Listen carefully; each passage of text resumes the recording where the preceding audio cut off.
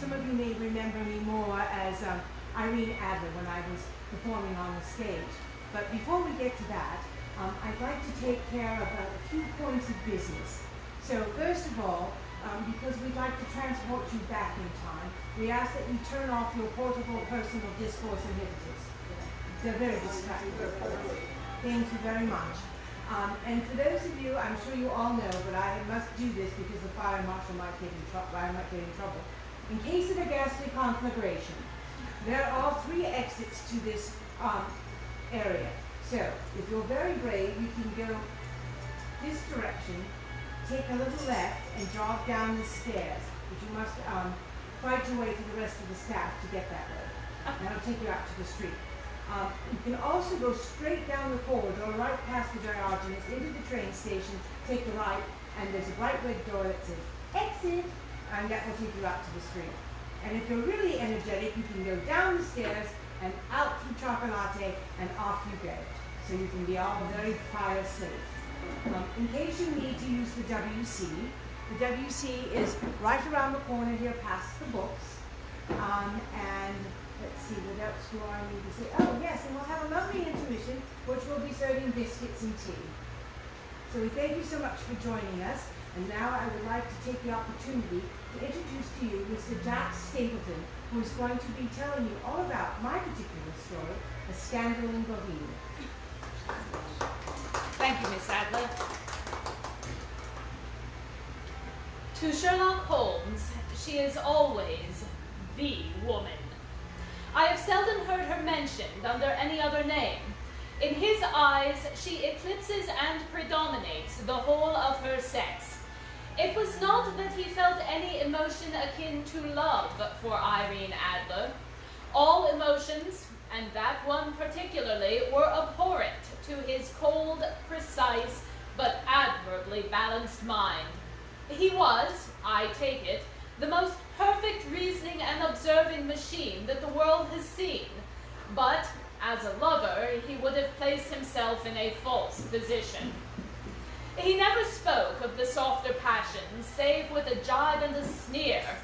They were admirable things for the observer, excellent for drawing the veil from men's motives and actions, but for the trained reasoner to admit such intrusions into his own delicate and finely adjusted temperament was to introduce a distracting factor which might throw a doubt upon all his mental results.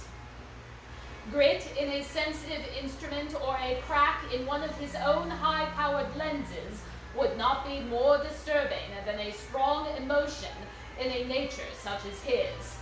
And yet, there was but one woman to him, and that woman was the late Irene Adler, of dubious and questionable memory.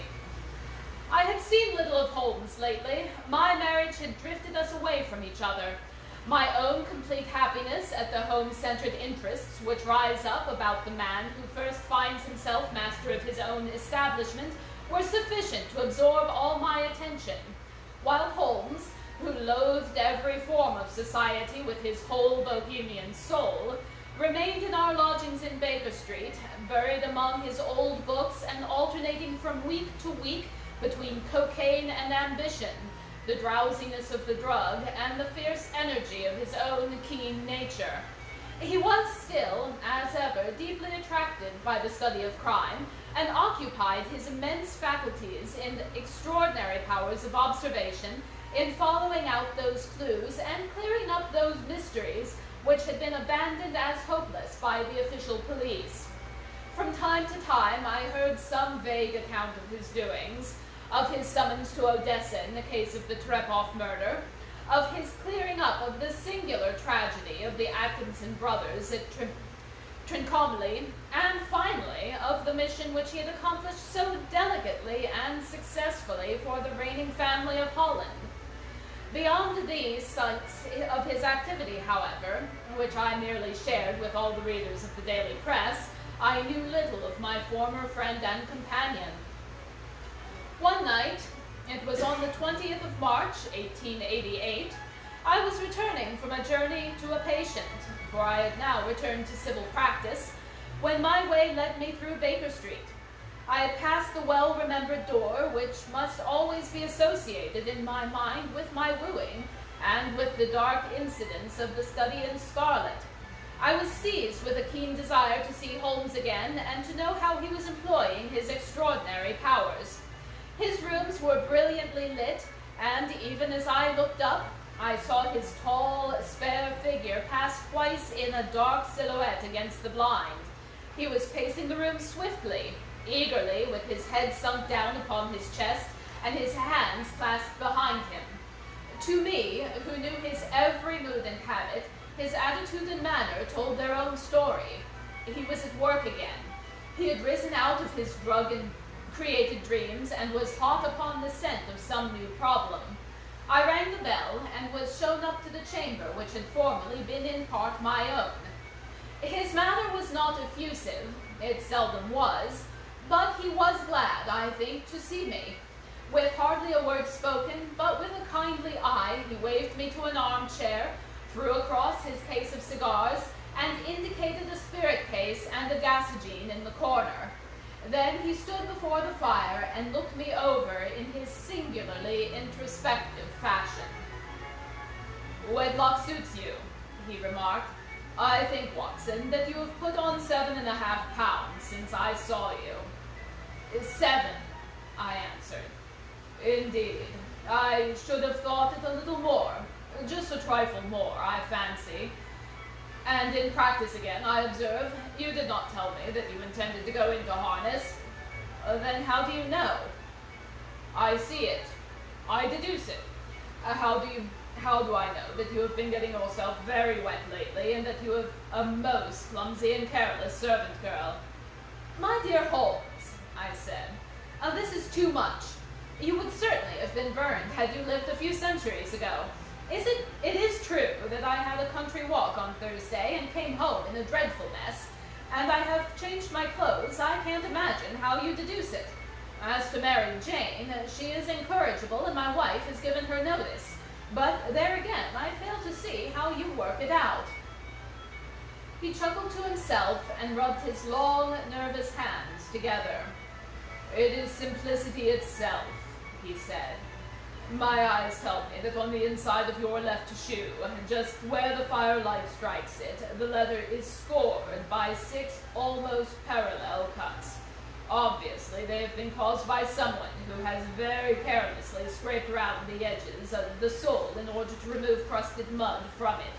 Hence, you see, my double deduction that you had been out in vile weather, and that you had a particularly malignant boot-slitting specimen of the London slavey. As to your practice, if a gentleman walks into my room smelling of idioform, with a black mark of nitrate of silver upon his right forefinger, and a bulge on the side of his top hat to show where he has secreted his stethoscope, I must be dull indeed if I do not pronounce him to be an active member of the medical profession." I could not help laughing at the ease with which he explained his process of deduction. "When I hear you give your response," I remarked, "the thing always appears to me to be so ridiculously simple that I could easily do it myself, though at each successive instance of your reasoning I am baffled until you explain your process. And yet I believe that my eyes are as good as yours." "Quite so," he answered, lighting a cigarette and throwing himself down into an armchair. "You see, but you do not observe. The distinction is clear. For example, you have frequently seen the steps which lead up to the hall from this room." "Frequently? How often?" "Well, some hundreds of times."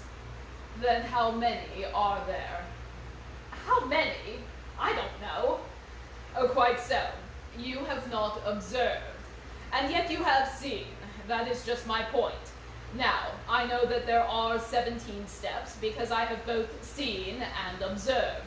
By the way, since you are interested in these little problems, and since you are good enough to chronicle one or two of my trifling experiences, you may be interested in this." He threw over a sheet of thick, pink-tinted notepaper which had been lying open upon the table. "It came by the last post. Read it out loud." The note was undated, and without either signature or address.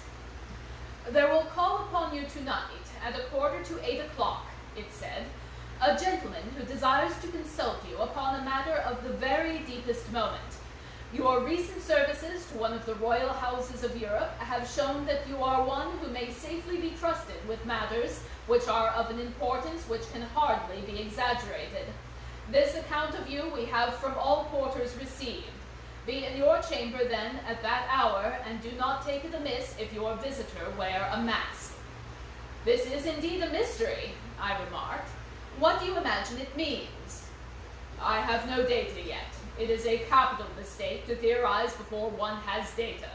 Insensibly, one begins to twist facts to suit theories, instead of theories to suit facts. But the note itself, what do you deduce from it? I carefully examined the writing and the paper upon which it was written. The man who wrote it was presumably well-to-do, I remarked, endeavoring to imitate my companion's processes. Such paper could not be bought under half a crown a packet. It is particularly strong and stiff. Peculiar. That is the very word, said Holmes. It is not an English paper at all. Hold it up to the light. I did so, and saw a large E with a small g, a P, and a large G with a small t woven into the texture of the paper. What do you make of that?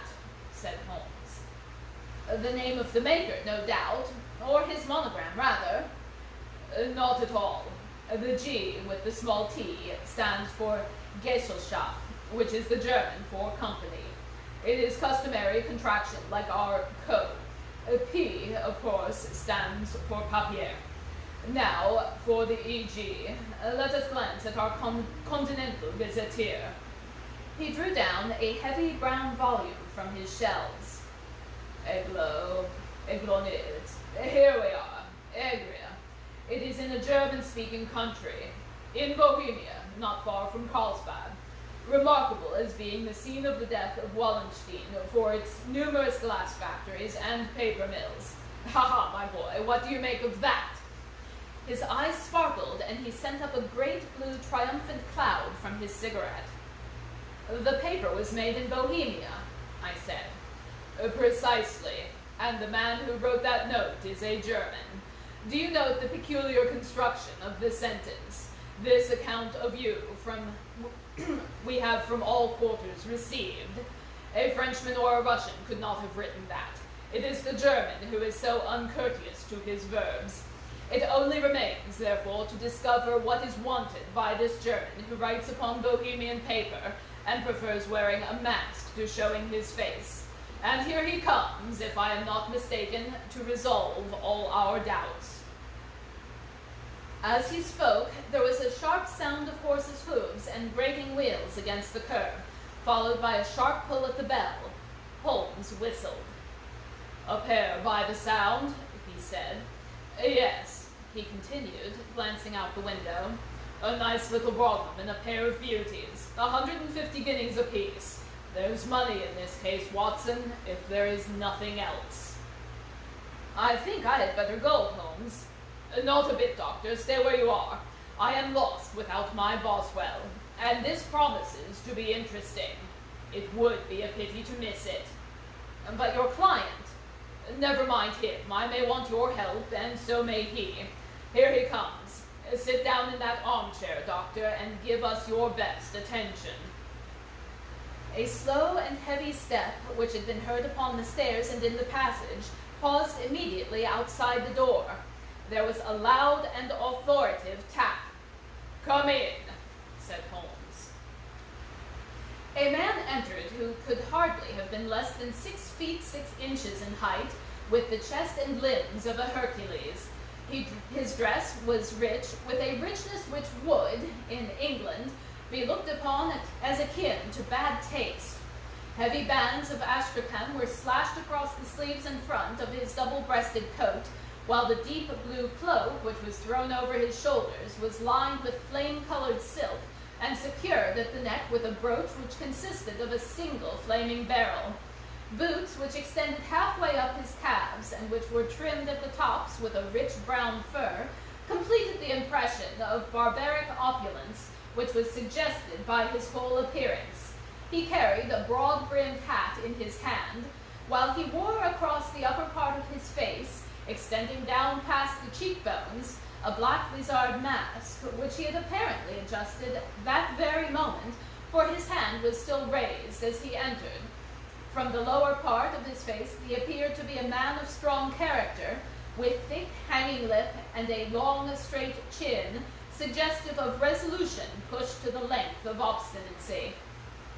"You had my note?" he asked, with a deep, harsh voice and a strongly marked German accent. "I told you I would call." He looked from one to the other of us, as if uncertain which to address. "Pray take a seat," said Holmes.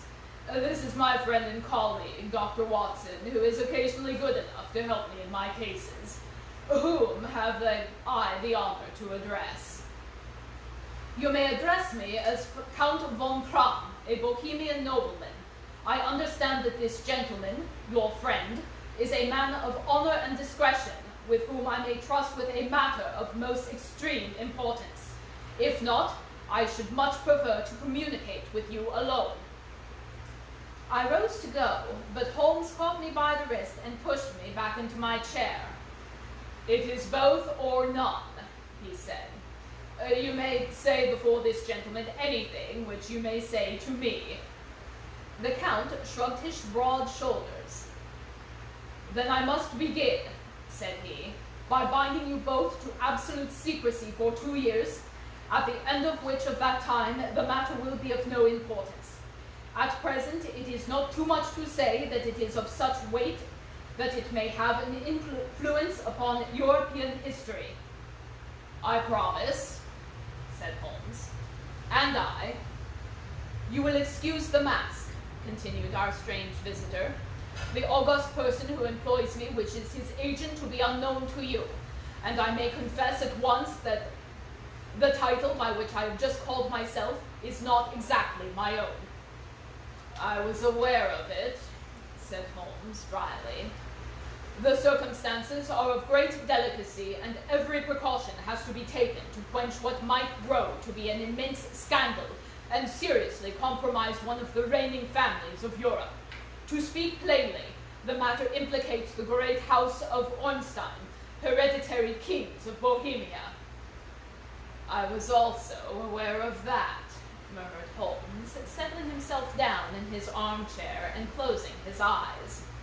Our visitor glanced with some apparent surprise at the languid, lounging figure of the man who had been no doubt depicted to him as the most incisive reasoner and most energetic agent in Europe.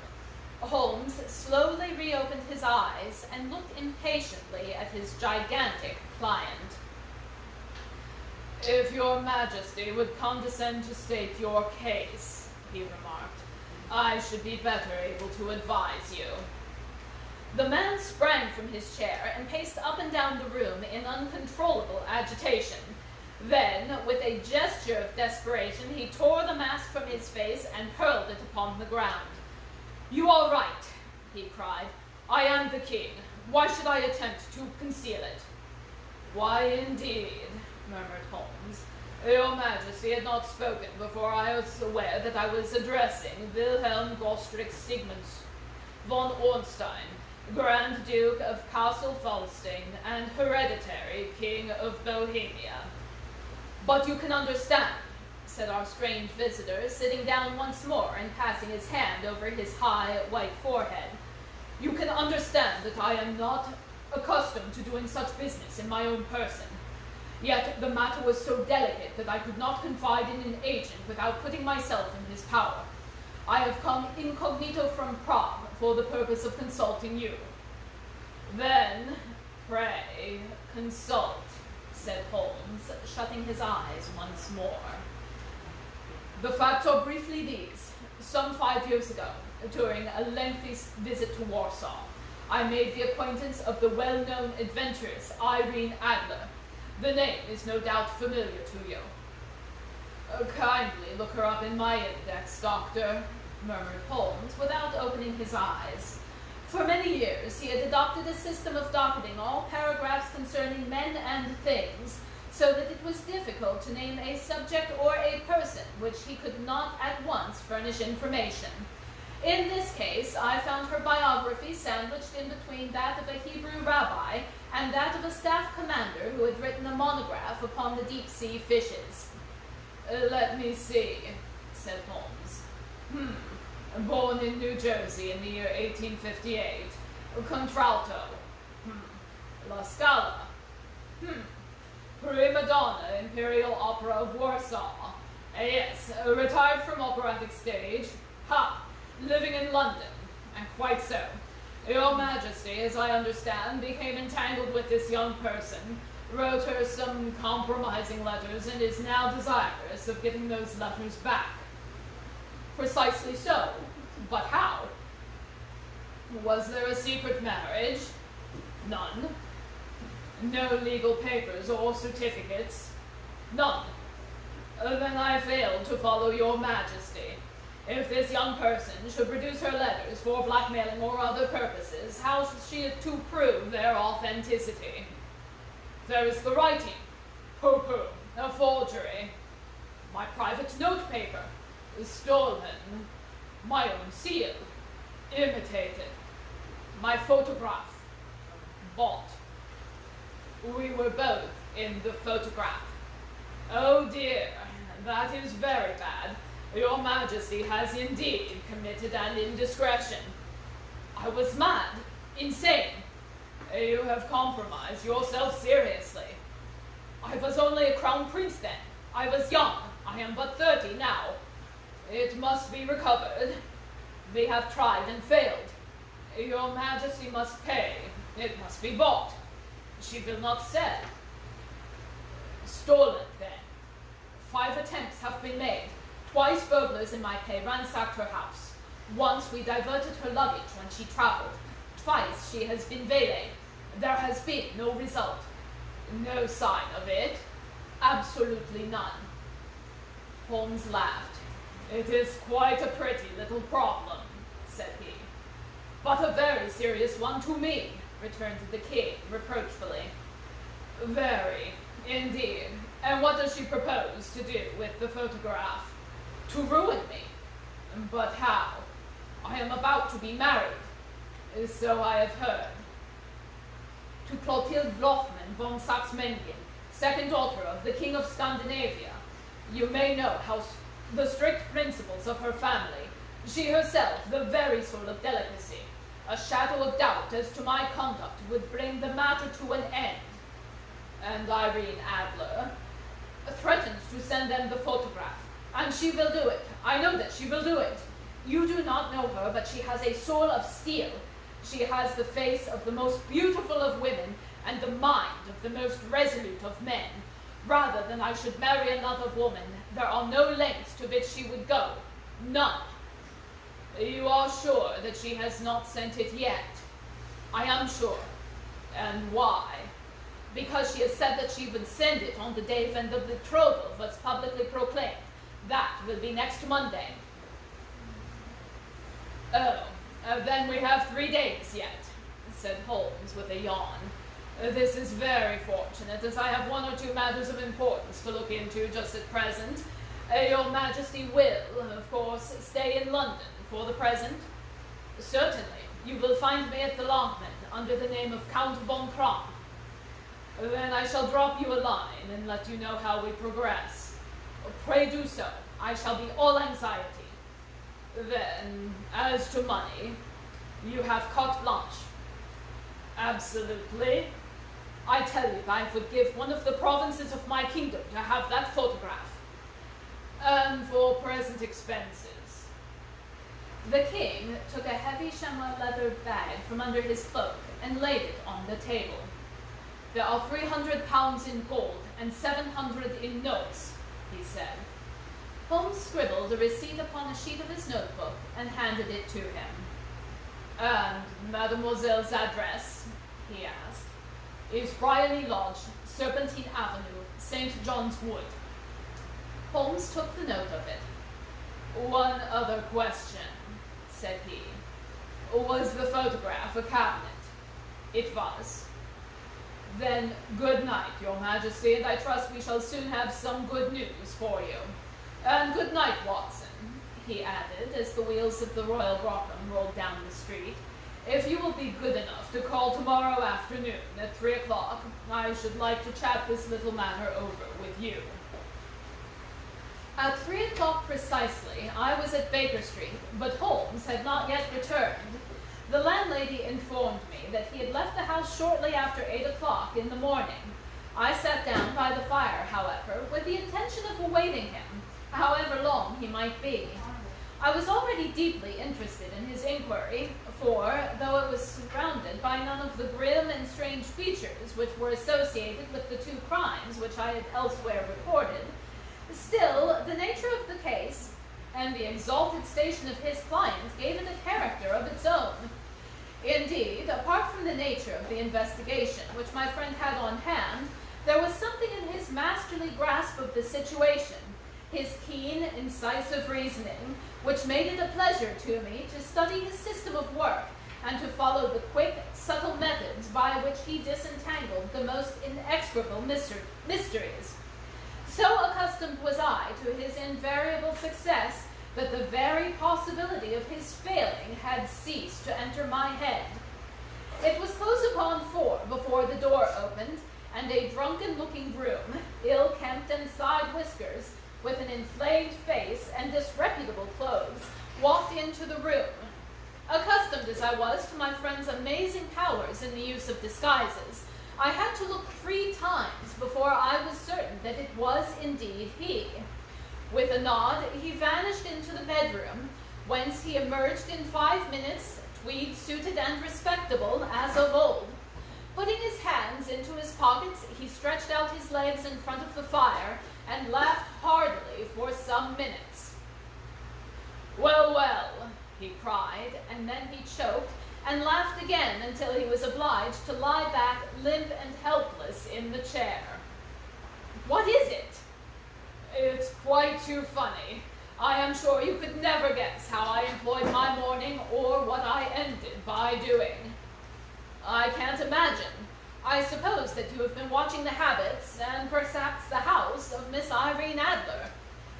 "Quite so, but the sequel was rather unusual. I will tell you, however. I left the house a little after 8 o'clock in the morning, in the character of a groom out of work. There is a wonderful sympathy and Freemasonry among horsey men. Be one of them, and you will know all that there is to know. I soon found Bryony Lodge.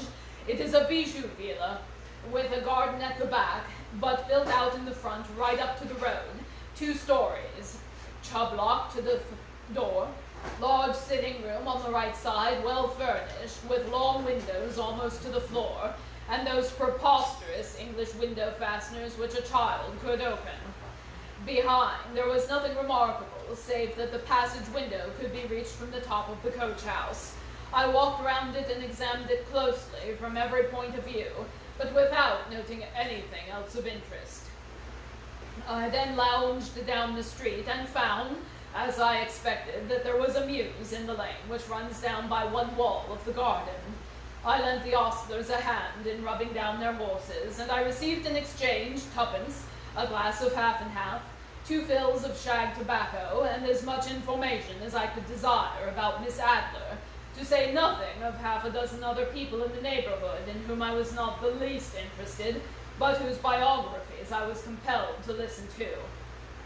"And what of Irene Adler?" I asked. "Oh, she has turned all the men's heads down in that part. She is the daintiest thing under a bonnet on this planet. So say the Serpentine Mews to a man. She lives quietly, sings at concerts, drives out at 5 every day, and returns at 7 sharp for dinner. Seldom goes out at other times, except when she sings. Has only 1 male visitor, but a good deal of him. He is dark, handsome, and dashing, never calls less than once a day, and often twice. He is Mr. Godfrey Norton of the Inner Temple. See the advantages of a cabman as a confidant. They had driven him home a dozen times from the Serpentine Mews, and knew all about him. When I listened to all that they had to tell, I began to walk up and down near Bryony Lodge once more to think over my plan of campaign. This Godfrey Norton was evidently an important factor in the matter. He was a lawyer. That sounded ominous. What was the relation between him and what was the object of his repeated visits? Was she his client, his friend, or his mistress? If the former, she had probably transferred the photograph to his keeping. If the latter, it was less likely. On the issue of this question depended whether I should continue my work at Bryony Lodge or turn my attention to the gentleman's chambers in the temple. It was a delicate point, and it widened the field of my inquiry. I fear that I bore you with these details, but I have let you see my little difficulties if you are to understand the situation. I am following you closely, I answered. I was still balancing the matter in my mind when a hansom cab drove up to Bryony Lodge, and a gentleman sprang out. He was a remarkably handsome man, dark, aquiline, and mustached, evidently the man of whom I had heard. He appeared to be in a great hurry, and shouted to the cabman to wait, and brushed past the maid, who opened the door with the air of a man who was thoroughly at home. He was in the house about half an hour, and I could catch glimpses of him in the windows of the sitting room, pacing up and down, talking excitedly and waving his arms. Of her I could see nothing. Presently he emerged, looking even more flurried than before. As he stepped up to the cab, he pulled a gold watch from his pocket and looked at it earnestly. "Drive like the devil," he shouted. "First go to Gross and Hanley's in Regent Street, and then to the Church of St. Monica in Edgeworth Road. Half a guinea if you can do it in 20 minutes. Away they went, and I was just wondering whether I should not do well to follow them, for when up the lane came a neat little landau, the coachman with his coat only half buttoned, and the tie under his ear, while all the tags of his harnesses were sticking out of the buckles. It hadn't pulled up before she shot out of the hall door and into it. I only caught a glimpse of her at the moment, but she was a lovely woman, with a face that a man might die for. "The Church of St. Monica, John," she cried, "and a half-sovereign if you reach it in 20 minutes. This was quite too good to lose, Watson. I was just balancing whether I should run for it or whether I should perch behind her landau, when a cab came through the street. The driver looked twice at such a shabby fare, but I jumped in before he could object. 'The Church of St. Monica,' said I, 'and a half-sovereign if you reach it in 20 minutes. It was 25 minutes to 12, and of course it was clear enough what was in the wind. My cabby drove fast. I don't think I've ever drove faster, but the others were there before us. The cab and the landau with their steaming horses were in front of the door when I arrived. I paid the man and hurried into the church.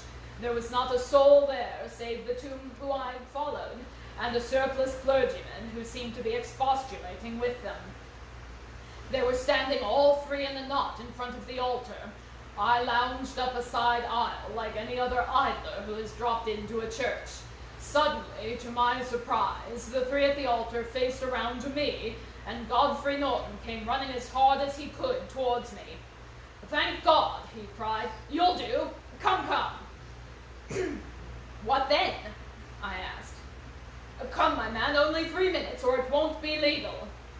I was half dragged up the altar, and before I knew where I was, I found myself mumbling responses which were whispered in my ear, and vouching for things of which I knew nothing, and generally assisting in the secure tying up of Irene Adler, spinster, to Godfrey Norton, bachelor.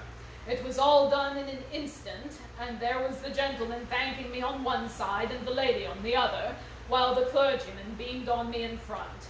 It was the most preposterous position which I have ever found myself in my life, and it was the thought of it that started me laughing just now. It seems that there had been a little informality about the license, that the clergyman absolutely refused to marry them without a witness of some sort, and that my lucky appearance had saved the bridegroom from having to sally out into the streets in search of a best man. The bride gave me a sovereign, and I mean to wear it on my watch chain in memory of the occasion." "This is a very unexpected turn of affairs," said I. "And what then?" "Well, I found my plan plans very seriously menaced. It looked as if the pair might take an immediate departure, and so necessitate very prompt and energetic measures on my part. At the church door, however, they separated, he driving back to the temple, and she to her own house.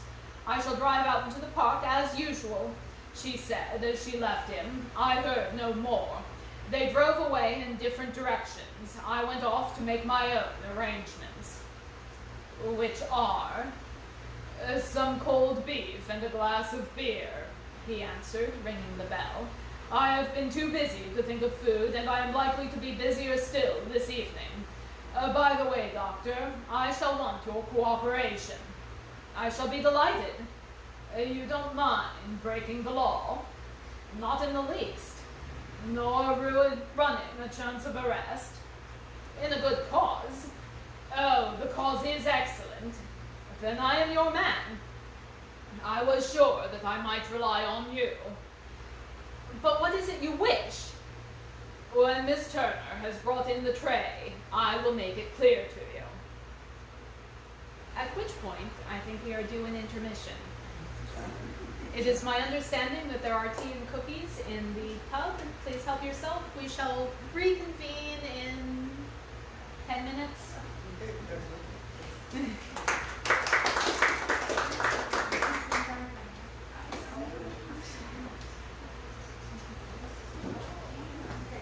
I always like the impromptu witness. He probably got more information about Irene during that ceremony than he ever would. Yep.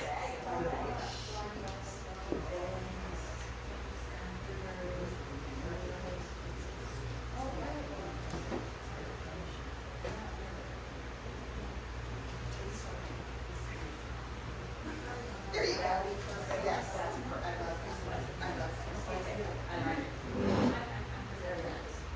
That's perfect. I like that idea. Yes, yes, yes, yes.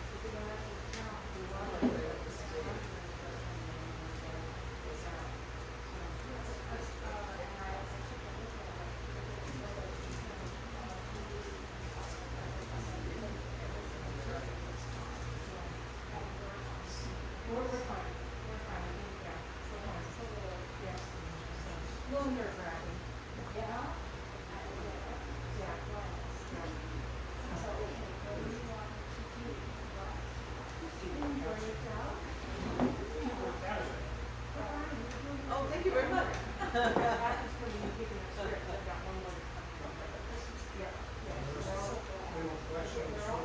Oh, yeah, I mean, there's a lot going on that.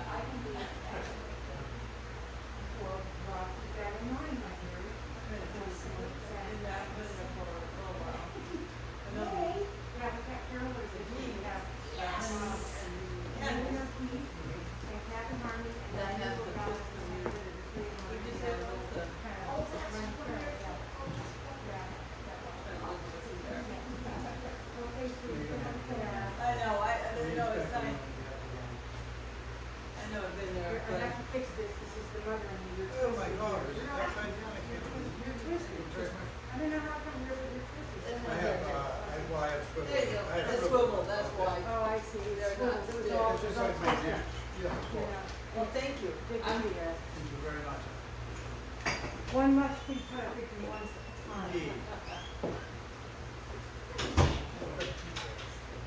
Exactly. The question is,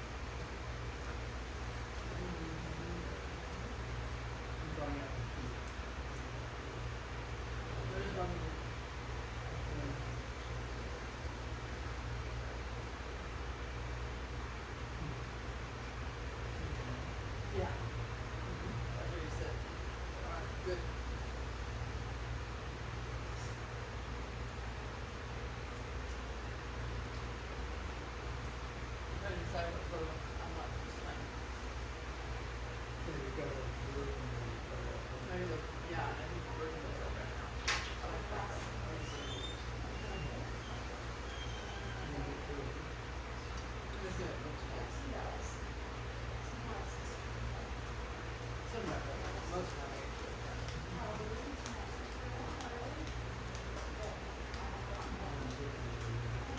We're not worried about living in the cameras.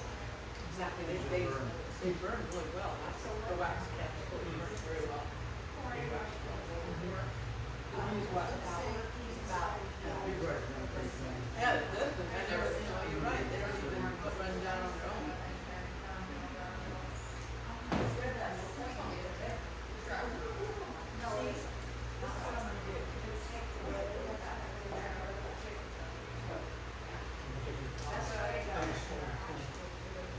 Never, I don't think I've ever had that. It'd be interesting to try. You?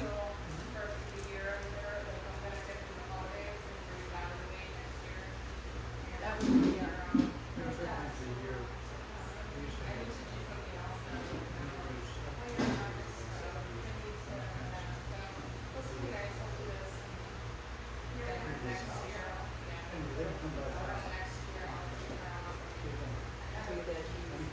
I don't know, do you just, I guess so. Yeah, I've never tried that.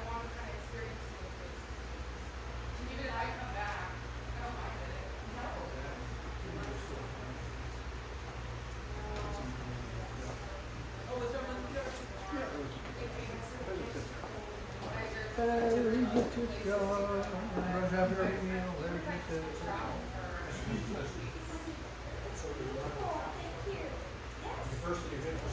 Yeah. Yeah, it's too, I mean, I understand, but it's too bad she's not here today.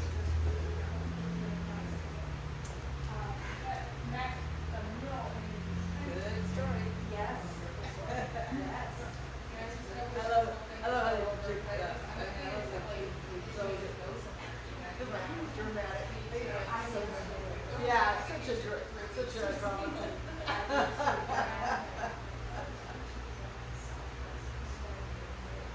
But I get him, he's upset, he's worried. So give him that. I got this one mixed up. I kept thinking he was going to propose to the girl, but that is that's about That's something that's more over time. yeah.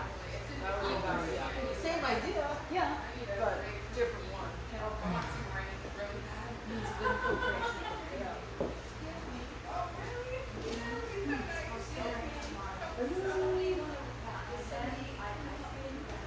I should have just run in there. I think she wants to, not wondering if she wants to buy something.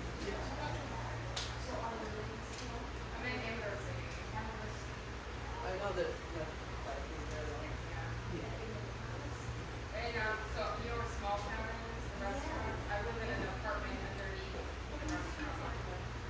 Yeah, so when it does rain, everyone's underneath or whatever. Yeah, so it's cute. Yes. Oh, I can see that, yeah. Yeah, we'll see. Exactly. Oh, that is my turn. I am thinking my turn. I said that, I was about to say also, that is my, the rain calls, the rain in Spain calls me. You or no, they need it.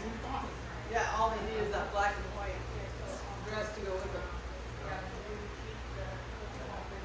When again, there's big data. Alright, good. See how the Oh, my fair lady is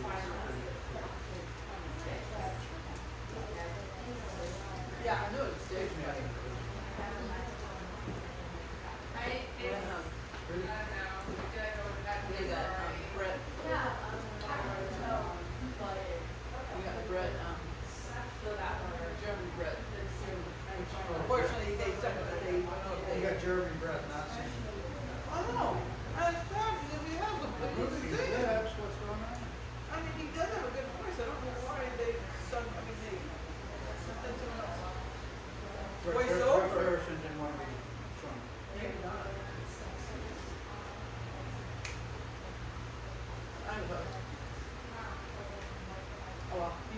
restaurant. Yes.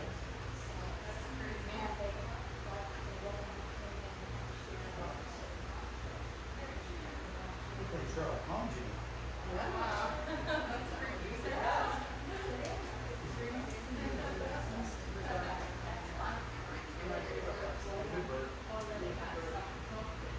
Oh, good. Whoa.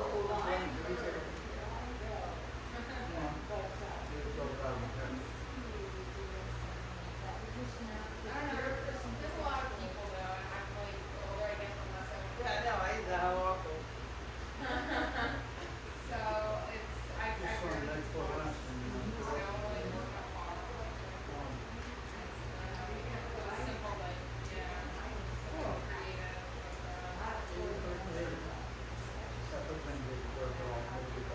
Yeah, sometimes I can get a boat by doing that. say sure.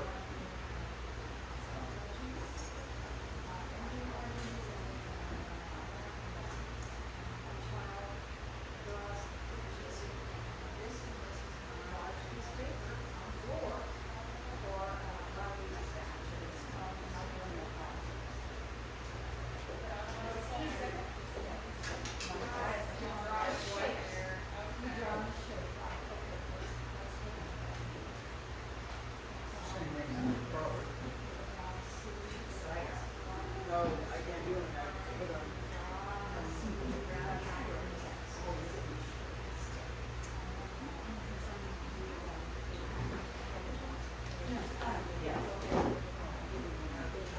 That's just.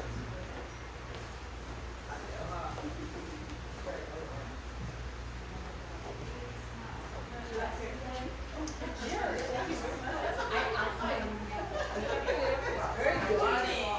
I did a big job. Very good.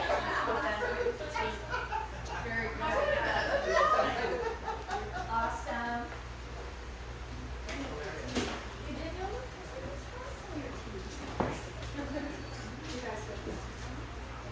No, I'm not doing that. I'm not going to nurseries. That's pretty safe. Yeah, I'm not. They not have one until the. Yeah. I never mind. I was already an introvert, so it was just easy to sit Oh, you're just terrific.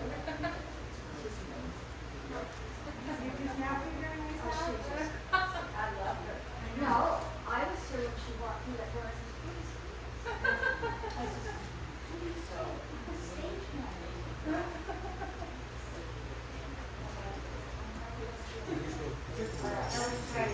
Yes. I know. When you get It's that. not, I know. Cheese. Well, I think after 2 years of being picked up and not being able to. I'm like, they're all your hilarious. Yeah, that's what I'm saying. Anyone who can, 4 days to get settled, start doing some stuff, and then 4 days to come. We're just not excited to be actually getting ready. Oh, I know, yeah, but I'm going to Disney in October. 3 weeks, right? Yeah.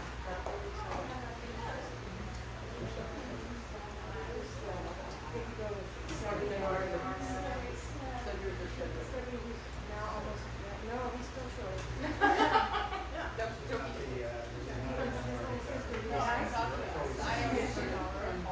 She's almost as tall as Are we quite ready to reconvene? He just gonna like throw like a whole foot. all of a sudden.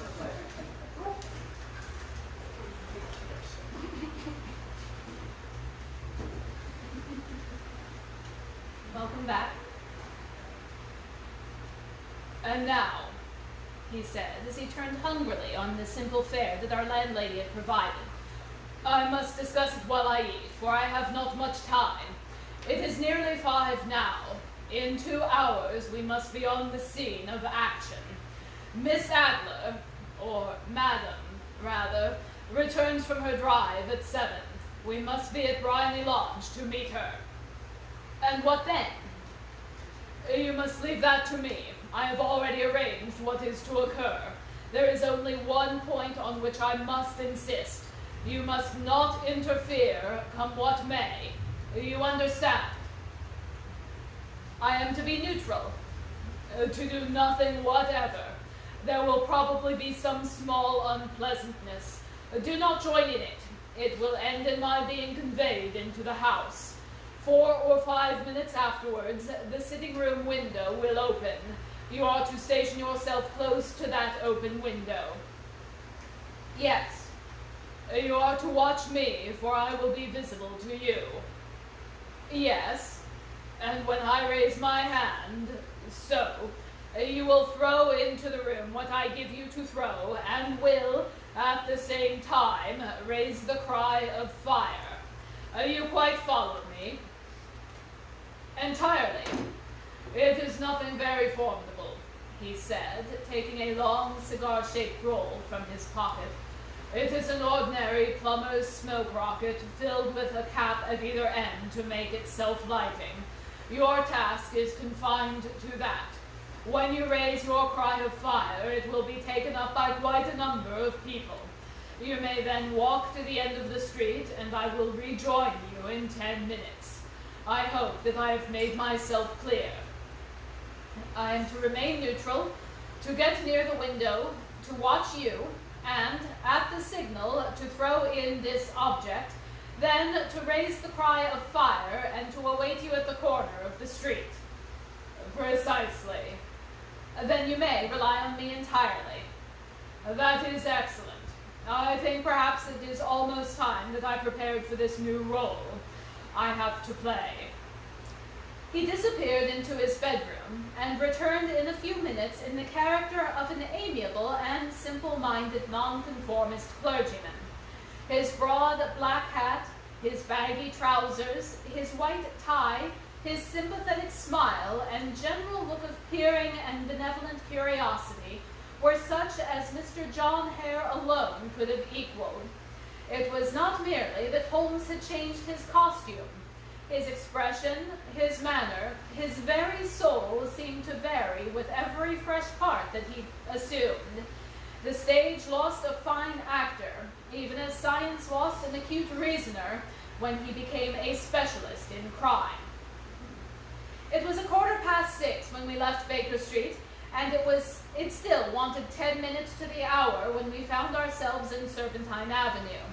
It was already dusk, and the lamps were just being lighted as we paced up and down in front of Bryony Lodge, waiting for the coming of its occupant. The house was just such as I had pictured it from Holmes's succinct description, but the locality appeared to be less private than I expected.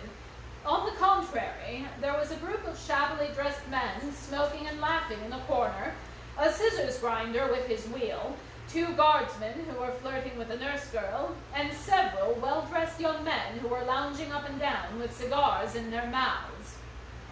"You see," remarked Holmes as we paced to and fro in front of the house, "this marriage rather simplifies matters.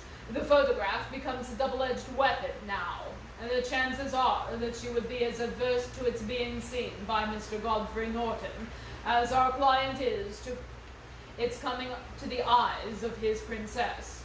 Now the question is, where are we to find the photograph?" "Where indeed?" "It is most unlikely that she carries it about with her. It is cabinet size, too large for easy concealment about a woman's dress. She knows that the king is capable of having her waylaid and searched. 2 attempts of the sort have already been made. We may then take it that she does not carry it about with her." "Where then?" "Her banker or her lawyer. There is that double possibility, but I am inclined to think neither. Women are naturally secretive, and they like to do their own secreting. Why should she hand it over to anyone else? She could trust it to her own guardianship, but she could not tell what indirect or political influence might be brought to bear upon a businessman. Besides, remember that she had resolved to use it within a few days. It must be where she can lay her hands upon it. It must be in her own house." "But it has twice been burgled." "Pshaw, they did not know how to look." "But how will you look?" "I will not look." "What then?" "I will get her to show me." but she will refuse. She will not be able to. But I hear the rumble of wheels. It is her carriage. Now carry out my orders to the letter." As he spoke, the gleam of the sidelights of a carriage came round the curve of the avenue. It was a smart little landau which rattled up to the door of Briony Lodge. As it pulled up, one of the loafing men at the corner dashed forward to open the door in the hope of earning a copper, but was elbowed away by another loafer who had rushed up with the same intention. A fierce quarrel broke out, which was increased by the two guardsmen who took sides with one of the loungers, and by the scissors grinder who was equally hot upon the other side. A blow was struck, and in an instant the lady, who had stepped from her carriage, was the center of a little knot of flushed and struggling men who struck savagely at each other with their lists and sticks. Holmes dashed into the crowd to protect the lady, but just as he reached her, he gave a cry and dropped to the ground, with blood running freely down his face. At his fall, the guardsmen took to their heels in one direction and the loungers in the other, while a number of better-dressed people who had watched the scuffle without taking part in it crowded in to help the lady and to attend to the injured man. Irene Adler, as I will still call her, had hurried up the steps, but she stood at the top with her superb figure outlined against the lights of the hall, looking back into the street. "Is the poor gentleman much hurt?" she asked. "He is dead," cried several voices. No, there's life in him," shouted another. "But he'll be gone before you can get him to the hospital." "He's a brave fellow," said a woman. "They would have had that lady's purse and watched if it hadn't been for him. They were a gang and a rough one, too. He's breathing now. He can't lie in the street. May we bring him in, Mom?" "Surely. Bring him into the sitting room. There is a comfortable sofa. This way, please." Slowly and solemnly he was borne into Briony Lodge and laid out in the principal room, while I still observed the proceedings from my post by the window. The lamps had been lit, but the blinds had not been drawn, so that I could see Holmes as he lay upon the couch. I do not know whether he was seized with compunction at that moment for the part he was playing, but I know that I never felt more heartily ashamed of myself in my life than when I saw the beautiful creature against whom I was conspiring, or the grace and kindliness with which she waited upon the injured man. And yet it would be the blackest treachery to Holmes to draw back now from the part which he had entrusted to me. I hardened my heart and took the smoke rocket from under my ulster. After all, I thought, we are not injuring her. We are but preventing her from injuring another. Holmes had sat up on the couch, and I saw him motion like a man who is in want of air. A maid rushed across and threw the window open. At the same instant I saw him raise his hand, and at the signal I tossed in my rocket into the room with a cry of "Fire!" At the words no sooner out of my mouth than the whole crowd of spectators, well-dressed and ill, gentlemen, ostlers, and several maids, joined in the general shriek of "Fire!" Thick clouds of smoke curled through the room and out the open window. I caught a glimpse of rushing figures, and a moment later the voice of Holmes from within, assuring them that it was a false alarm. Slipping through the shouting crowd, I made my way to the corner of the street, and in 10 minutes was rejoined to find my friend's arm in mine, and to get away from the scene of the uproar. He walked swiftly and in silence for some minutes until we had turned down one of the quiet streets which led towards Edgware Road. "You did very nicely, Doctor," he remarked. "Nothing could have been better. It is all right." "You have the photograph?" "I know where it is." "And how did you find out?" "She showed me, as I told you she would." "I am still in the dark." "I do not wish to make a mystery," he said, laughing. "The matter was perfectly simple. You, of course, saw that everyone in the street was an accomplice. They were all engaged for the evening." "I guessed as much." "Then, when the row broke out, I had a little moist red paint in the palm of my hand. I rushed forward, fell down, clapped my hand to my face, and became a piteous spectacle. It is an old trick. Then, that I could also fathom. Then they carried me in. She was bound to have me in. What else could she do? And into her sitting room, which was the very room which I suspected. It lay between that and her bedroom, and I was determined to see which. They laid me on the couch, I motioned for air, and they were compelled to open the window, and you had your chance. How did that help you? It was all important. When a woman thinks that her house is on fire, her instinct is at once to rush to the thing which she values most. It is a perfectly overpowering impulse, and I have more than once taken advantage of it. In the case of the Darlington substitution scandal, it was of use to me, and also in the Arnsworth Castle business. A married woman grabs at her baby, an unmarried one reaches for her jewel box. Now it was clear to me that Our Lady of today had nothing in the house more precious to her than that which we are in quest of. She must rush to secure it. The alarm of fire was admirably done. The smoke and shouting was enough to shake nerves of steel. She responded beautifully. The photograph is in a recess behind a sliding panel just above the right bell pull. She was there in an instant, and I caught a glimpse of it as she half drew it out. When I cried that it was a false alarm, she replaced it and glanced at the rocket, rushed from the room, and I have not seen her since. I rose and, making my excuses, escaped from the house. I hesitated whether to attempt to secure the photograph at once, but the coachman had come in, and he was watching me narrowly. It seemed safer to wait. A little over-precipitance may ruin all. And now? I asked. Our quest is practically finished. I shall call with the king tomorrow, and with you, if you would care to come with us. We will be shown into the sitting room to wait for the lady, but it is probable that when she comes she may find neither us nor the photograph. It might be a satisfaction to His Highness to regain it with his own hands. And when will you call? At 8 in the morning. She will not be up, and we shall have a clear field. Besides, we must be prompt, for this marriage may mean a complete change in her life and habits.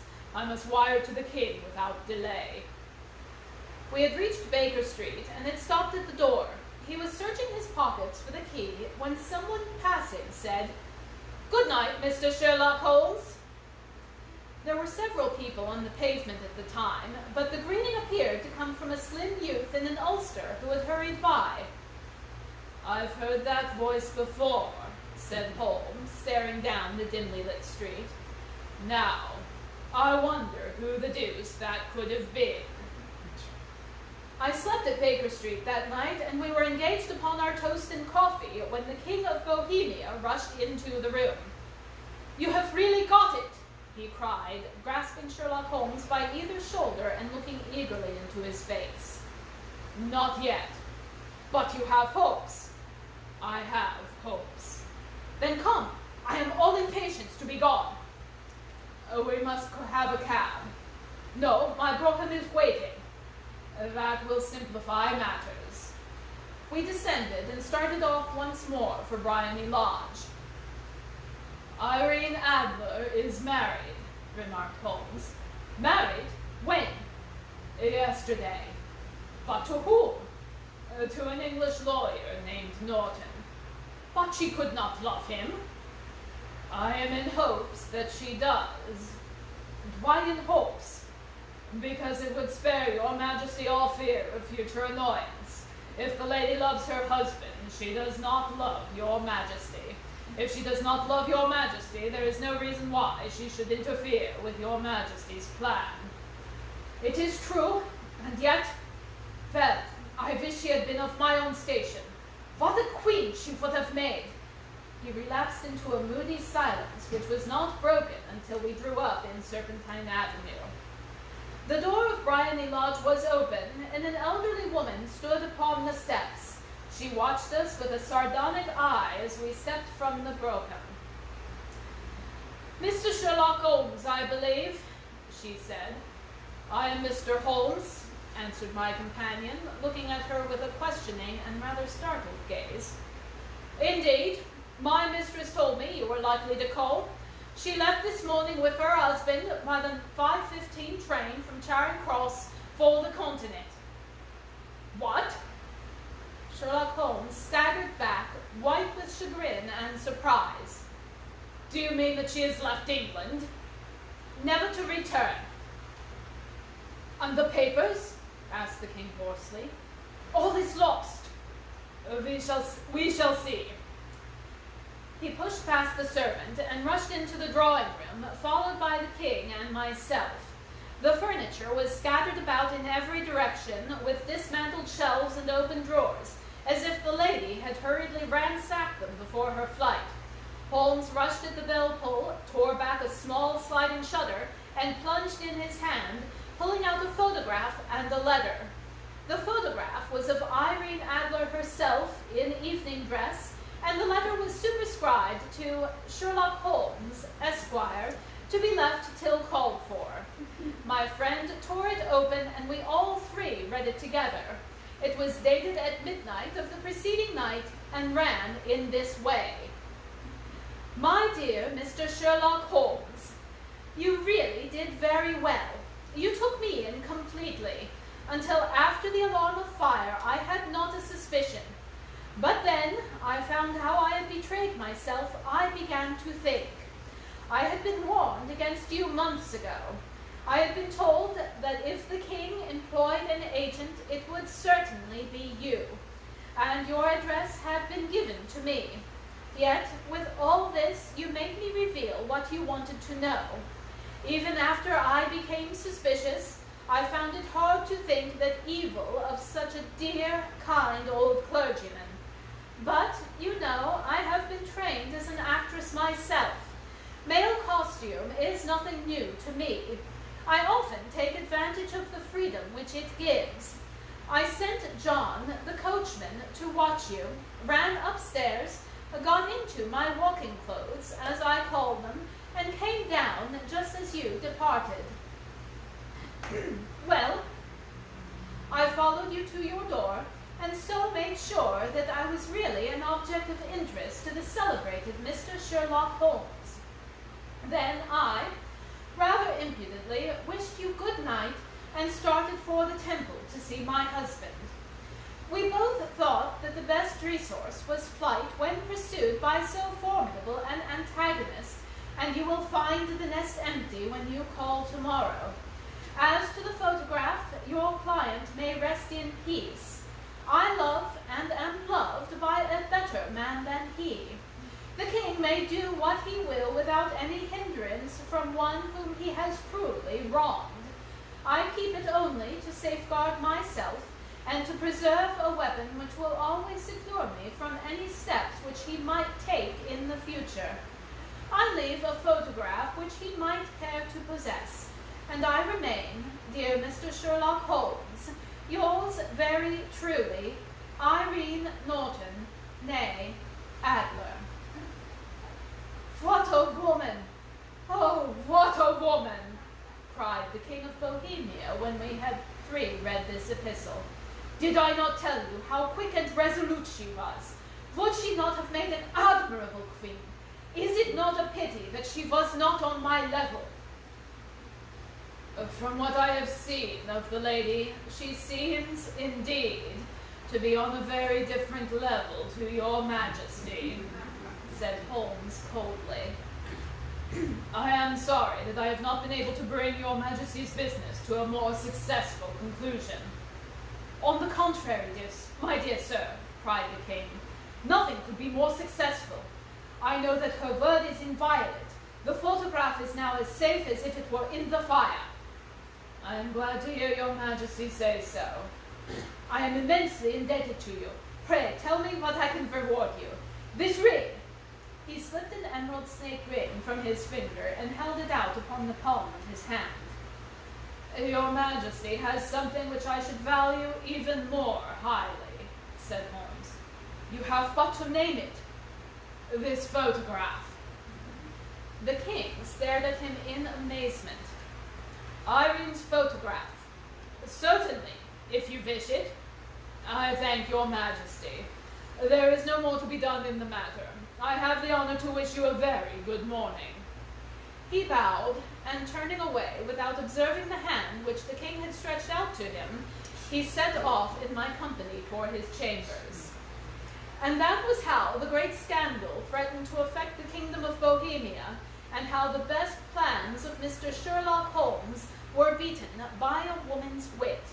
He used to make merry over the cleverness of women, but I have not heard him do it of late. And when he speaks of Irene Adler, or when he refers to her photograph, it is always under the honorable title of the woman.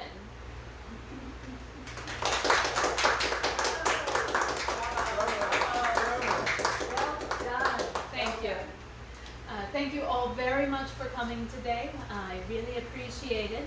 And I do also like to take this moment to remind everybody that Baker Street West here is a non-profit organization. As a consequence, if you care to leave any sort of monetary gratuity in the tip jar by this study, it is most humbly appreciated, by absolutely no means required. There is one other thing I'd like to remind everybody. With gentlemen lodgers such as these, Mrs. Hudson does need all the help she can get. Thank you all again very much for coming. Are we still streaming? If we are still streaming and you wish to donate, you can go to bakerstreetwest.com. There should be a lovely little donate button there. Thank you all very much.